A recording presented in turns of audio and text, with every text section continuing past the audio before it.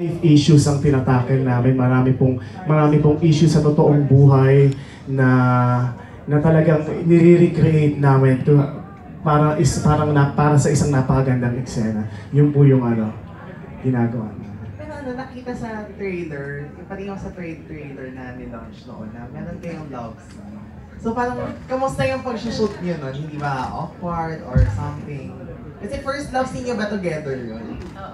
Yes, first time namin yun. Actually, marami kaming first ni Sian dito. Una, first namin na teleserye na kaming dalawa talaga yung bida. And then, first time namin makatrabaho si Derek Richard. And then, first time namin, yun nga, mag-Emeru. yung first time niyang hawakan yung hita ko, yung parang kinikilabutan ako.